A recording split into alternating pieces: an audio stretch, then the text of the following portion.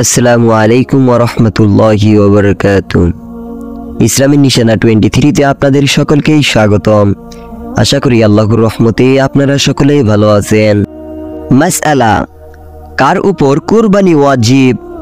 প্রাপ্তবয়স্ক সুস্থ মস্তিষ্ক সম্পূর্ণ প্রত্যেক মুসলিম নরনারী যে 10 জিলহজ ফজর থেকে 12 জিলহজ সূর্যাস্ত পর্যন্ত সময়ের মধ্যে প্রয়োজন অতিরিক্ত নিসাব পরিমাণ সম্পদের মালিক হবে, তার উপর কুরবানি করা ওয়াজিব।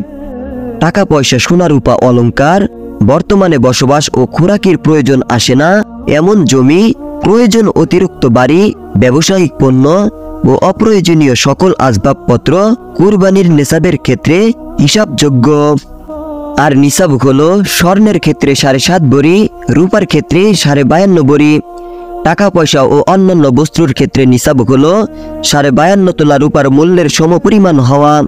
আর সোনা বা রূপা কিংবা টাকা পয়সা এগুলোর কোনো একটি যদি পৃথকভাবে নিসাব পরিমাণ না থাকে, কিন্তু প্রয়োজন অতিরিক্ত একাধিক বস্তু মিলে 52.5 তোলা রূপার মূল্যের সমপরিমাণ হয়ে যায়, তাহলেও তার উপর কুরবানি করা ওয়াজিব।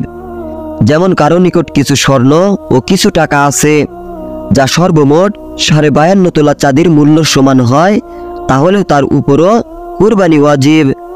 আল্লাহ তাআলা ইরশাদ করেন, ফাসাল্লি লিরাব্বিকা ওয়ানহার। অতএব আপনি আপনার রবের উদ্দেশ্যে নামাজ পড়ুন এবং কুরবানি আদায় করুন।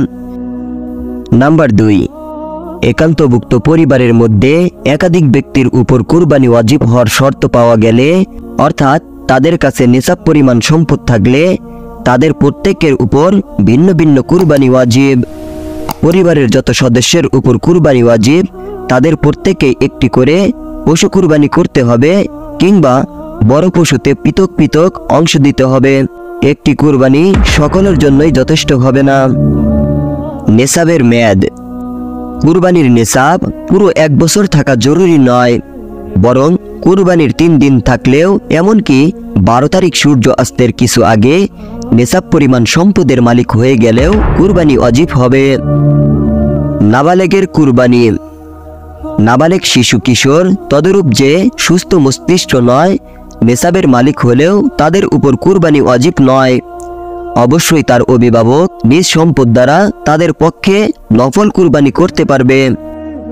মুসাফিরের জন্য কুরবানি। যে ব্যক্তি কুরবানির দিনগুলোতে মুসাফির থাকবে, অর্থাৎ 48 মাইল অথবা প্রায় 78 কিলোমিটার দূরে যাওয়ার নিয়তে নিজ এলাকা ত্যাগ করছে, তার উপর কুরবানি ওয়াজিব নয়। দরিদ্র ব্যক্তির কুরবানির হুকুম।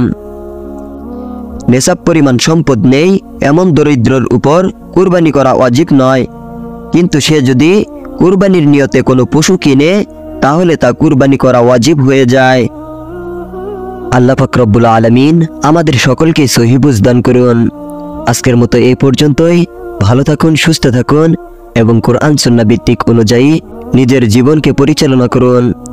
আসসালামু আলাইকুম ওয়া রাহমাতুল্লাহি ওয়া বারাকাতুহু।